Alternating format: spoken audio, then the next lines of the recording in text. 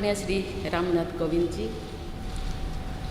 उपराष्ट्रपति श्री एम वेंकैया नायडू जी, प्रधानमंत्री श्री नरेंद्र मोदी जी, लोकसभा के स्पीकर श्री ओम बिरला जी, चीफ जस्टिस एन.वी. रमन्ना जी, सम्मानित सांसदगण, अन्य महानुभावों, देवियों और स्वजनों तथा मेरे प्यारे देशवासियों, सभी को जोहार।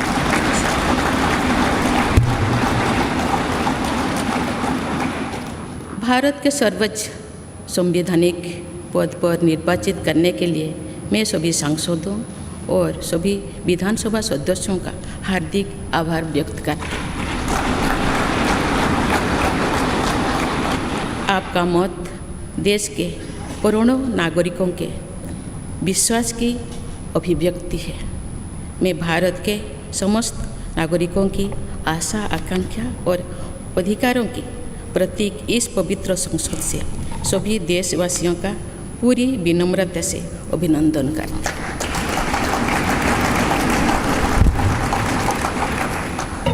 आपकी आत्मीयता, आपका विश्वास और आपका सहयोग मेरे लिए इस नए दायित्व का निभाने में मेरी बहुत बड़ी ताकत रहेगी।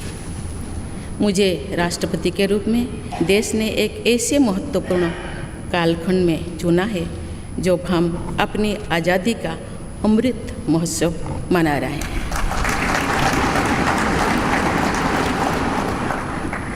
आज से कुछ दिन बाद ही देश अपनी स्वाधीनता के 75 वर्ष पूरी करेगा। ये भी एक संयोग है कि जब देश अपनी आज़ादी के 50वें वर्ष का पर्व मना रहा था तभी मेरे राजनीतिक जीवन की शुरुआत हुई थी।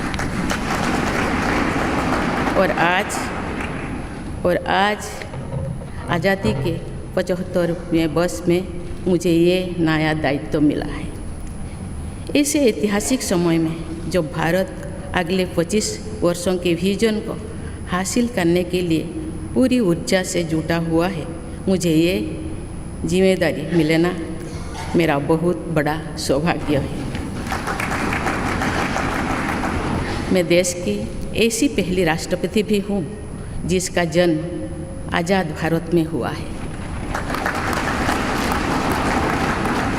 हमारे स्वाधीनता सेनानियों ने आज़ाद हिंदुस्तान के हम नागरिकों से जो अपेक्षाएं की थी उनकी पूर्ति के लिए इस अमृतकाल में हमें तेज गति से काम करना होगा।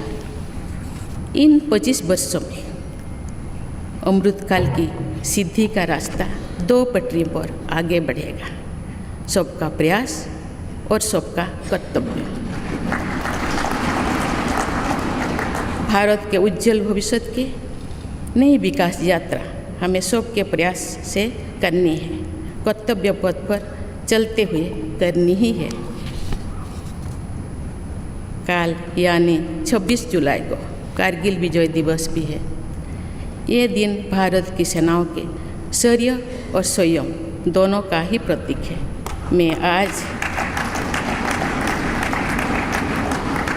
मैं आज देश की सेनाओं को तथा देश के समस्त नागरिकों को कारगिल विजय दिवस की अग्रिम शुभकामनाएं देती हूँ। देवियों और स्वजनों, मैंने अपनी जीवन यात्रा पूर्वी भारत में ओडिशा के एक छोटे से आदिवासी गांव से शुरू की थी। मैं जिस पृष्ठभूमि से आती हूँ वहाँ मेरे लिए प्रारंभिक शिक्षा प्राप्त करना भी एक सपने जैसा ही था, लेकिन अनेक बाधाओं के बावजूद मेरा संकल्प दृढ़ रहा और मैं कॉलेज जाने वाली अपने गांव की पहली बेटी थी।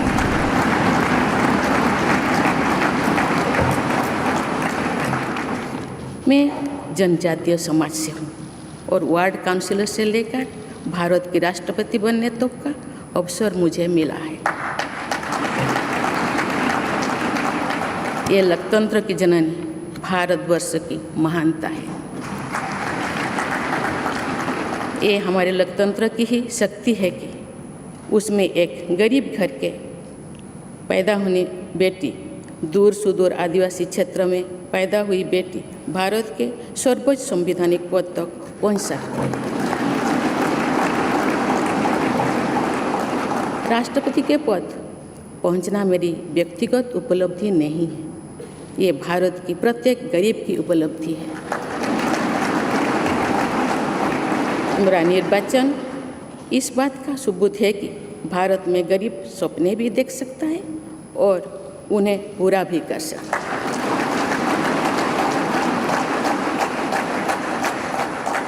और ये मेरे लिए बहुत संतोष की बात है कि जो सदियों से वंचित रहे, जो जीवन विकास के लाभ से दूर रहे, वे गरीब, दलित, पिछड़े तथा आदिवासी मुझे ये अपना प्रतिबिंब देख सकते हैं।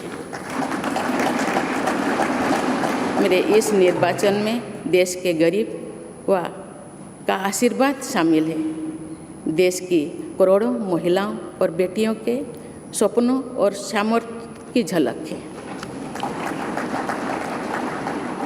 मेरे इस निर्वाचन में पुराने लीग से हटकर नए रास्ते पर चलने वाले भारत के आज के युवाओं का साहस भी शामिल है। ऐसे प्रगतिशील भारत का नेतृत्व करते हुए आज मैं खुद को गौरवान्वित महसूस कर रही हूँ। मैं आज समस्त देशवासियों को, विशेषकर भारत के युवाओं को तथा भारत की महिलाओं को ये विश्वास दिलाती हूँ कि इस पद पर कार्य करते हुए मेरे लिए उनके हित सर्वोपरि होंगे। देवियों और स्वजनों, मेरे सामने भारत के राष्ट्रपति पद की ऐसी महान विरासत है जिसने विश्व में भारतीय लोकतंत्र की प्रतिष्ठा का निरंतर मजबूत किया है। देश के प्रथम राष्ट्रपति डॉक्टर राजेंद्र प्रसाद से लेकर श्री रामनाथ कोविंद जी तक अनेक विभूतियों ने इस पद को सुशोभित किया है। इस पद के साथ साथ देश ने इस महान परंपरा के प्रतिनिधित्व का दायित्व भी मुझे सौंपा है। संविधान के आलोक में मैं पूरी निष्ठा से अपने कर्तव्यों का निर्वहन करूंगी। मेरे लिए भारत के लोकतांत्रिक सांस्कृतिक आदर्श और सभी देशवासी हमेशा मेरे ऊर्जा के स्रोत रहेंगे। देवियों और स्वजनों, हमारे संवैधानिक संग्राम में, स्वाधीनता संग्राम में एक राष्ट्र के तौर पर भारत की नई यात्रा की रूपरेखा तैयार की है। हमारा स्वाधीनता संग्राम उन संघर्षों और बलिदानों की अविरल धारा है जिसने आज़ाद भारत के लिए कितनी ही आदर्शों और संभावनाओं की सिंचा था। पूज्य बापू ने हमें स्वराज, स्वदेशी, स्वच्छता और सत्याग्रह द्वारा भारत के सांस्कृतिक आदर्शों की स्थापना का मार्ग दिखाया था। नेताजी सुभाष चंद्र बोस, नेहरू जी, सरदार पटेल, बाबा साहेब अम्बेडकर, भगत सिंह, सुखदेव, राजगुरु, चंद्रशेखर आज़ाद जैसे अनगिनत स्वाधीनता सेनानियों ने हमें राष्ट्र की स्वाभिमान को सर्वोपरि रखने की शिक्षा दी थी। रानी लक्ष्मीबाई, रानी वेलु नाचियार, रानी गाईदिन्लु और रानी चेन्निमा जैसी अनेकों वीरांगनाओं ने राष्ट्र इच्छा और राष्ट्र निर्माण में नारी शक्ति की भूमिका को नई ऊर्जा दी है। संथाल क्रांति, पाइक क्रांति से लेकर कोल क्रांति और भील क्रांति ने स्वतंत्रता संग्राम में आदिवासी योगदान को और सशक्त किया। सामाजिक उत्थान एवं देश प्रेम के लिए धरती आबा भगवान बिरसा मुंडा जी के बलिदान से हमें प्रेरणा मिली थी। मुझे खुशी है कि आज़ादी की लड़ाई में जनजातीय समुदाय के योगदान को समर्पित अनेक म्यूजियम देश भर में बनवाया जा रहा है। देवियों और स्वजनों, एक संसदीय लोकतंत्र के रूप में 75 वर्ष में भारत ने प्रगति के संकल्प को सहभागिता एवं सर्वसम्मति से आगे बढ़ाया है। विविधताओं से भरे अपने देश में हम अनेक भाषा, धर्म, संप्रदाय, खान पान, रहन सहन, रीति रिवाजों का अपनाते हुए एक भारत श्रेष्ठ भारत के निर्माण में सक्रिय है। आज़ादी के 75वें वर्ष के अवसर पर आया है अमृतकाल। भारत के लिए नए संकल्पों का कालखंड है। आज मैं इस नए युग के स्वागत में अपने देश को नई सोच के साथ तत्पर और तैयार देख रही हूँ। भारत आज हर क्षेत्र में विकास का नया अध्याय जोड़ रहा है। कोरोना महामारी के वैश्विक संकट का सामना करने में भारत ने जिस तरह का सामर्थ्य दिखाया है, उसने पूरे विश्व में भारत की साख बढ़ाया है।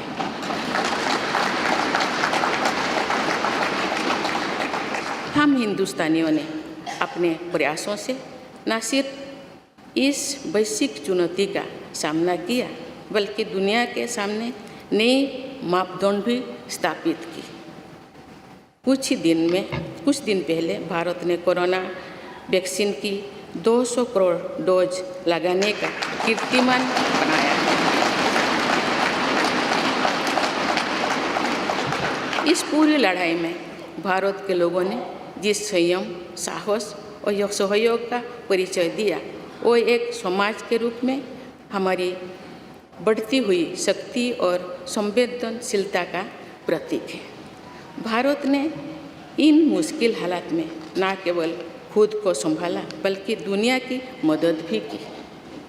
कोरोना महामारी से बने माहौल में आज दुनिया भारत को नए विश्वास से देख रही है। दुनिया की आर्थिक स्थिरता के लिए, सप्लाई चेन की सुगमता के लिए और वैश्विक शांति के लिए दुनिया को भारत से बहुत उम्मीदें हैं। आगामी महीनों में भारत अपनी अध्यक्षता में G20 ग्रुप की मेजबानी भी करने जा रही है। इसमें दुनिया के 20 बड़े देश भारत की अध्यक्षता में वैश्विक विषयों पर मंथन करेंगे। मुझे विश्वास है भारत में होने वाले इस मंथन से जो निष्कर्ष और नीतियाँ निर्धारित होंगे, उनसे आने वाले दशकों की दिशा तय होगी। देवियों और स्वजनों, दशकों पहले मुझे रायरंगपुर में श्री अरबिंदो इंटीग्रल स्कूल में शिक्षक के रूप में कार्य करने का अवसर मिला था। कुछ ही दिनों के बाद श्री अरबिंदो जी की 150वीं जन्म जयंती मनाई जाएगी। शिक्षा के बारे में श्री अरबिंदो के विचारों ने मुझे निरंतर प्रेरित किया है। जनप्रतिनिधि के रूप में विभिन्न पदों पर कार्य करते हुए और फिर राज्यपाल के रूप में भी मेरा शिक्षण संस्थानों के साथ सक्रिय जुड़ाव रहा है। मैंने देश के युवाओं के उत्साह और आत्मबल को करीब से देखा है। हम सभी के श्रद्धेय अटल जी कहा करते थे कि देश के युवा जब आगे बढ़ते हैं तो वे सिर्फ अपने ही भाग्य नहीं बनाते, बल्कि देश का भी भाग्य बनाते हैं।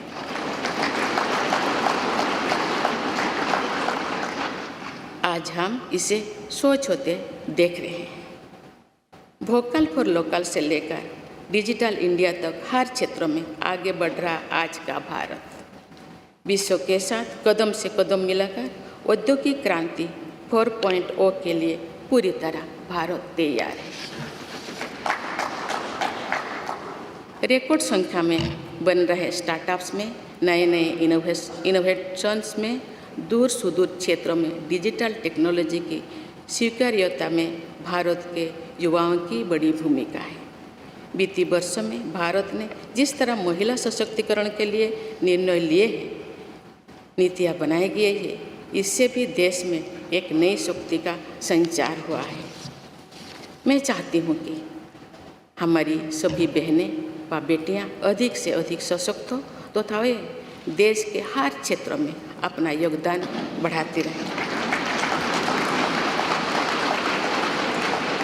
मैं अपने देश के युवाओं से कहना चाहती हूँ कि आप न केवल अपने भविष्य का निर्माण कर रहे हैं, बल्कि भविष्य के भारत की नींव भी रख रहे हैं। देश के राष्ट्रपति के तौर पर मेरा हमेशा आपको पूरा सहयोग रहेगा। देवियों और सूर्यों, विकास और प्रगतिशीलता का अर्थ निरंतर आगे बढ़ना होता है, लेकिन साथ ही अपने अतीत का ज्ञान भी उतना ही आवश्यक है। आज जो विश्व सस्टेनेबल प्लानेट की बात कर रहे हैं, तो उसमें भारत की प्राचीन परंपराओं, हमारे अतीत की सस्टेनेबल लाइफस्टाइल की भूमिका और बढ़ जाती है। मेरा जन्म तो उस जनजातीय परंपरा से हुआ है जिसने हजारों वर्ष से प्रकृति के साथ तालमेल बनाकर जीवन को आगे बढ़ाया है। मैंने जंगल और जलाशयों के महत्व को अपने जीवन में महसूस किया है। हम प्रकृति से जरूरी संसाधन लेते हैं और उतनी ही श्रद्धा से प्रकृति से सेवा भी करते हैं। यहाँ संवेदनशीलता का आज वैश्विक अनिवार्यता बन गया है। मुझे इस बात की प्रसन्नता है कि भारत पर्यावरण संरक्षण के क्षेत्र में विश्व का मार्गदर्शक बन रहा है। देवियों और स्वजनों, मैंने अपने अब तक के जीवन में जौन सेवा में ही जीवन की सार्थकता को अनुभव किया है। श्री जगन्नाथ क्षेत्र के एक प्रख्यात कवि भीम भोई जी की कविता की एक पंक्ति है, मो जीवन पछे नरक के पड़ी थाउ जगत उद्धार।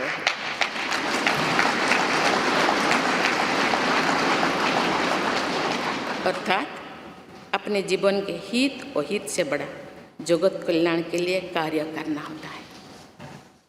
जगत कल्याण की इसी भावना के साथ मैं आप सब के विश्वास पर खरा उतरने के लिए पूरी निष्ठा व लगन से काम करने के लिए सदैव तत्पर रहूँगी। आइए हम सभी एकजुट होकर समर्पित भाव से कर्तव्य पथ पर आगे बढ़े तथा वैभवशाली व आत्मनिर्भर भारत का निर्माण करें। धन्यवाद। जय हिंद, जय भारत।